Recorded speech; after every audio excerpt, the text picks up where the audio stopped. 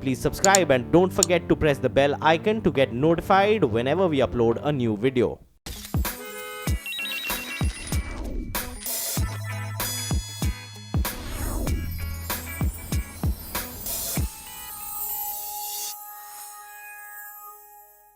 Hello and welcome to the CNBC TV18 special. I'm Shereen Bhan and today we're having a very special conversation with the Pandey brothers, Piyush and Prasoon, advertising veterans and bringing home top honours for India. Let me tell you why we are speaking to the two of them today.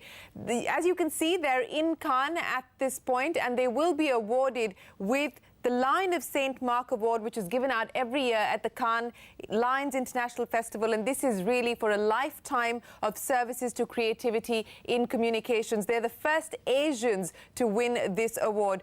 Piyush and Prasoon Pandey, appreciate you joining us here on CNBC TV18. And congratulations to the both of you from all of us here at CNBC TV18. Thank you, Shereen, and thank you, CNBC, and thank you, India. Well, Piyush, let me start by asking you, I believe it's not just the two of you who are taking Cannes by storm. I understand that the entire Pandey Khandan is painting Cannes red. There's about, what, 22 of you there at the festival? Yeah, 24 of us, and as Prasoon always says, lions always move in prides, so our pride is here. Your tribe is certainly there, representing all the colours, not just of India, but also of the creative world here in India. But Prasoon, I want to go back to the start of your journey, and you started about a decade after Piyush made his foray into the world of advertising. Piyush started in 1979, you started in about 1989.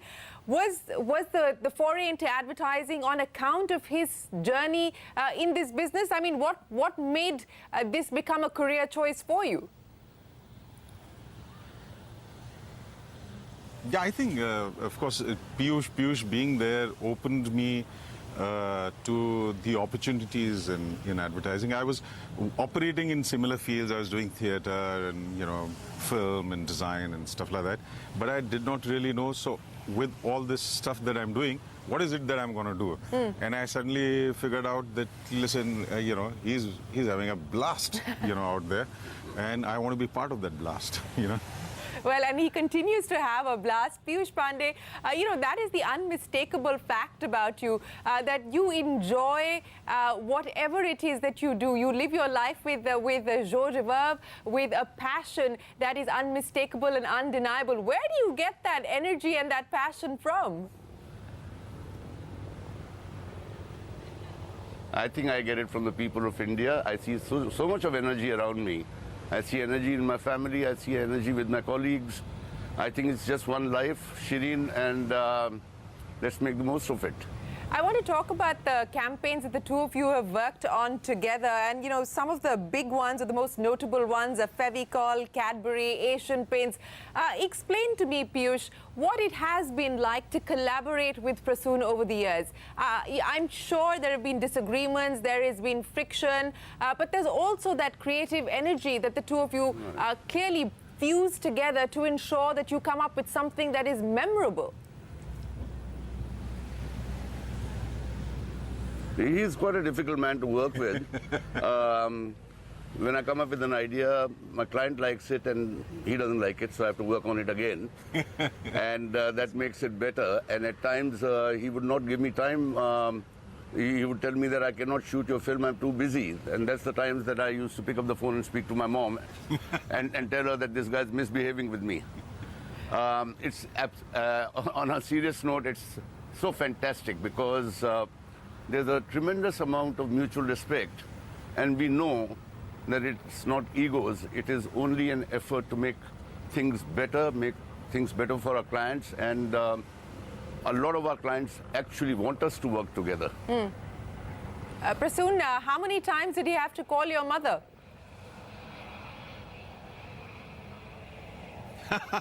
No, he's joking about it. It's always, it's an honor to be working with him. He's a legend. He happens to be my brother. That's different, okay? But, he has this capacity of removing all the riffraff from it and honing in on the soul of the idea. And it is such a joy to work when somebody is already pinpointed and pulled the soul out, because now you can start working around it. Most of the time one is struggling to figure out, so where exactly is the idea? But he typically he would write his ideas only as a one-liner. That's all. When he calls me up, he'll call me up for Fevicol and he'll say, okay, so I have a film idea, The Great Indian Joint Family, brought to you by Fevicol. Now that is really the essence of the idea. And you know, what you do, what shots you make around it, and how you weave the story is secondary. That's I think what it does with the idea thereafter makes it fantastic. Then later on I look at it and I said, that was not my idea, it is his idea. You know, speaking of ideas and the contribution that the two of you have made to Indian advertising, I think one of the significant or most notable is the fact that you brought in this Hindi idiom into Indian advertising. Take me through that and you know, that the journey of being able to in that sense change the vocabulary of Indian advertising, Piyush. I think, Shereen, if we look in with hindsight, it's a no-brainer. If we live in India, we must speak the Indian language. But as it happened that we learned advertising from the West, so a lot of people doing West kind of advertising. And what I realized that when television became popular in India, that we were reaching into people's homes and we had to speak their language. We had to engage with them. We had to involve them. And that was the only answer. So I tried some things and clients liked it and they wanted more of it. And then lots of people joined me. They helped me do it. Then Prasoon came in. He helped it happen. So I think with hindsight, it's a no-brainer that we should be talking to our people in our own language and touching their hearts the way they would like it to be touched. Prasoon, would you agree that this has been one of the key differentiators for the two of you specifically? I think yes, because it is also what one was exposed to. We were born and brought up in a small town, and we saw wonderful texture of scapes of life and colors and relationships, and there was such lovely, there was a beauty around it. And so all that we have done all through our lives is we haven't really pulled out ideas out of thin air, but from life around us. So we see somebody, we see how they operate, how they interact with each other, and we see something and we say, oh, wow, that's beautiful.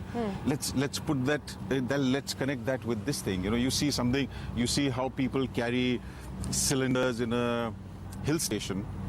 I said, wow, it would have never occurred to me that that one man can carry 6 cylinders on top of himself. It's an idea, you know, and let's take that, let's share it with the audience, and because it is from their own lives, they can empathize with it. I think if there are some of your younger viewers watching this program, all I can say to them is there's so much of richness in our culture that you don't have to look elsewhere. Just look around you, keep your ears and eyes open. There's so much happening, and I think we are very fortunate to have been born in India because we actually get more than 2 continents out there, and there's so much to learn from. Well, speaking of you know, what's happening in the industry, I want to get a sense from the two of you. You know, the dynamics of the Indian advertising industry or advertising globally have changed quite significantly, not just by you know, who you're selling to. You're now selling to a millennial, you know, in India as well. The vocabulary has changed, the habits have changed, the preferences have changed, advertising, the manner in which it's structured has changed. Piyush, you know, in your experience, you know, are we at a tipping point here for Indian advertising? What are the big changes that you foresee? What are the big changes that you forecast from here on? I think, Shereen, this is a time of opportunity. There's so much happening around you, and I think technology will enable you to take your ideas and express yourself on many more formats than were available to us when I was young in the industry. So I don't think we should get overawed by technology. Technology can never give you ideas, but they can make, it can make your ideas happen. And I think we should embrace it with open arms and share it again and again with the younger people that this is a new opportunity. This is not an idea. Idea you will still have to work hard on yourself. No, the point that I was trying to make, and I get the point that you make about the reach that technology now provides us, the access technology now gives us. But, you know, how has digital advertising, for instance, in the last few years disrupted the advertising business itself, and what do you see happening from here on?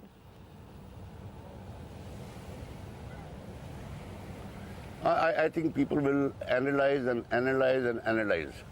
And people will give you a lot of serious gyan on big data and how human mind operates, and you can read the human mind. I think they can read the human mind. I think they should focus on reading the human heart. I don't think that's going to change in a hurry. So I think there are no patterns. There are no, I think it's a fantastic journey that young people can enjoy as they go into the future, because there are so many ways to express yourself. You know, I guess a Lifetime Achievement Award also brings with it this philosophical outlook and that Piyush is sharing here with our audience. But Prasoon, let me put that question to you. I mean, practically, what are you seeing happen in terms of the dynamics changing, in terms of the way the advertising industry is operating, how you're dealing with clients, the advent of much more digital content? How is it changing the rules of the game? I think all those, Shereen, they are only the paint brushes in your hand, okay? And so when digital comes in, it's another paintbrush in your hand. But you will still have to figure out what is it that you want to paint, okay? And that basic starting point of any idea would always remain the same. I mean, you know, it's a bit like, you know, you had, you know, zillions of years back, you had radio advertising and you had print, and then television came in, okay? The soul never changes. You still need to intrigue the audience, excite them. The audience changes, of course. You know, at any given point of time, audience is constantly changing. It's not like it changed suddenly only after the year 2000. It has at any given point of time. In fact, I used to have big arguments with my clients when they would say, you know, typically in business schools you have that term which is, will Geeta from Gorakhpur understand it? Okay, and I said, listen, there is a big assumption in here. You remember Geeta from Gorakhpur from the time that you were in Gorakhpur, and you're assuming that in the last 20 years that you have moved on. She's still standing under that lamppost under you know, in Gorakhpur. She's not. She's also moved on. So at any given point of time, the audience is moving. It is evolving. At any point of time, we have to keep looking in. Where is it? Where are they? What is it that concerns them? What is it that intrigues them? What is it that would touch them? And that is what we need to talk about. And then we will use whatever material that is available. You know, we'll get onto 3D, we'll get onto VR, we'll get onto whatever we can use. These are just brushes. So that is the canvas. The canvas is shifting. I'll give you an example. I speak at colleges very often to youngsters. I remember the last time I was speaking at Shriram College of Commerce, and I was showing them advertising that I did in 1994. Many of them were not born in 1994, but you could feel from their reaction that they are still the same kind of human beings that you had. They need an expression which is more relevant to them, but does their heart beat like yours? It does. Well, it certainly does, but I want to take that point that Prasoon just made about Geeta from Gorakhpur. And you know, it's very clear that Geeta has changed, Gorakhpur perhaps not as much. So what to your mind have been the biggest changes that have transformed the way that we're selling messages to consumers, or the way that we're telling our stories, Piyush? Yeah, I think if you look at it, if you don't update yourself, you will keep thinking that the guy, your neighbor in Jaipur, only reads that newspaper in the morning. But he's on the internet, he's onto Instagram, he's onto all kinds of new devices. So if you see him operate like that, you will have to be ready at all points of time. Okay, he's watching the net all the time. How can I engage him on the net? It takes me to one of the most, you'll think it's philosophical, but I think it's logical. communication is a business of mutual respect. Yeah. If you don't respect your audience, then you'll never be able to engage with them. So keep an eye on that person. Look at Geeta. Geeta is probably smarter than you now, and respect Geeta, and you'll be able to communicate with Geeta.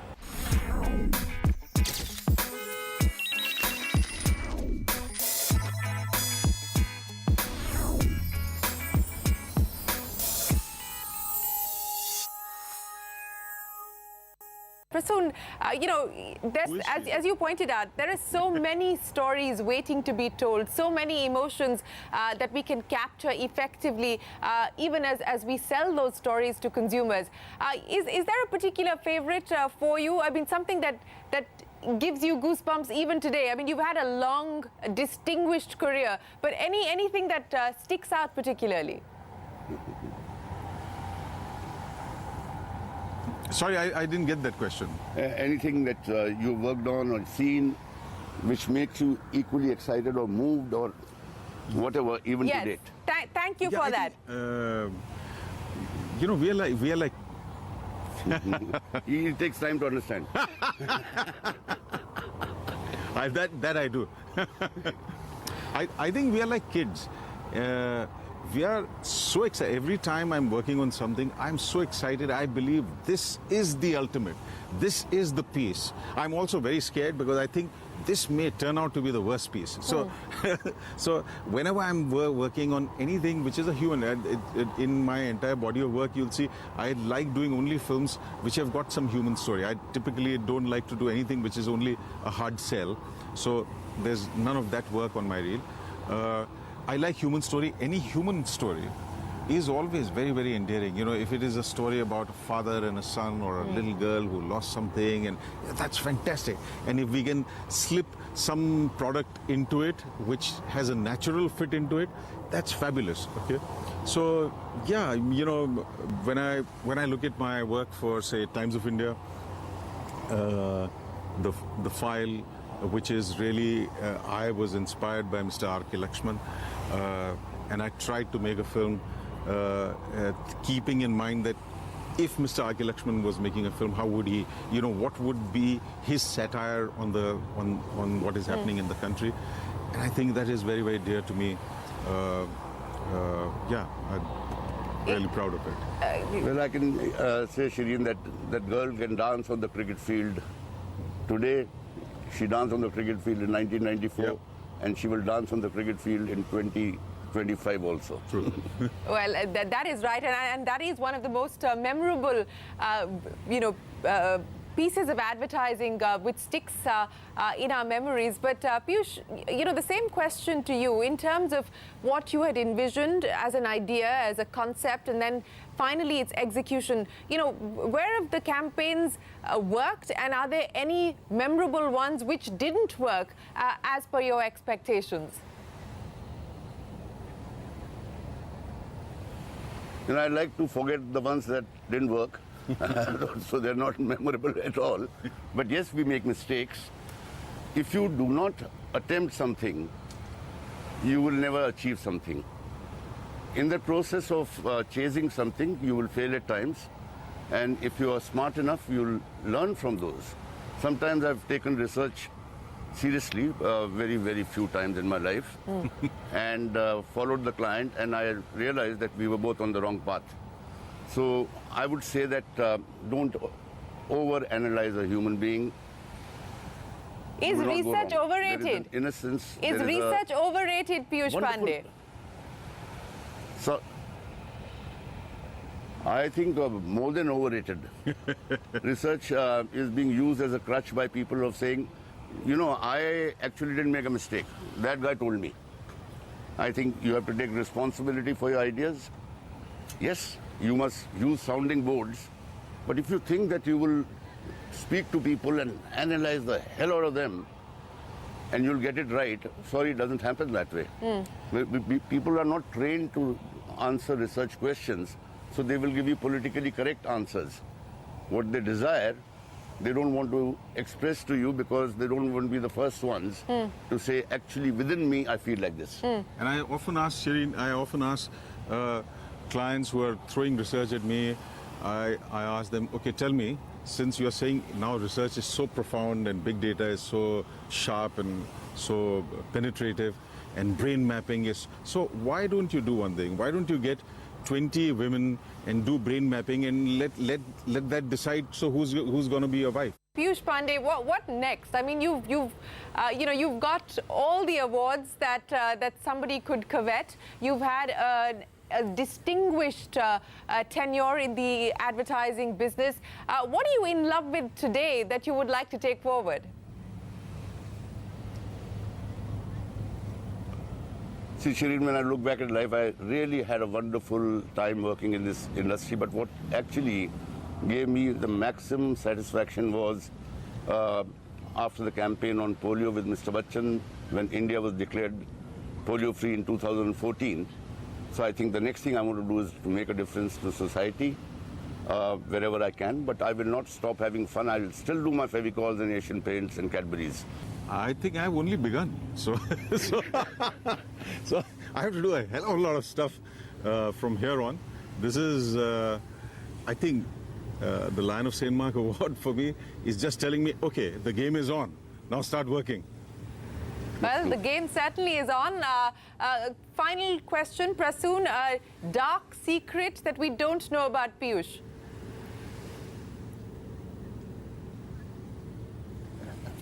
A secret, and it also needs to be one that can be aired on on television, right?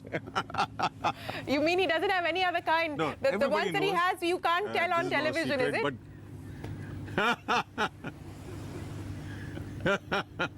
No, everybody knows it's not a secret. What is special about him is that he laughs the loudest and he cries as soon as he sees the slightest emotion. If he sees a little girl performing, he'll start crying, you know, if she's performing really well. He is a very, very emotional man, and he wears his emotion on his sleeve. So, Piyush Pandey, when was the last time you had a good cry? What made you cry? Little things make me cry. One of these days I was sitting in my balcony and there was a cat which was disturbing me. And I was getting upset with the cat, and then I realized the cat was actually trying to get its little kitten back from a crow. When I saw the reality, I cried.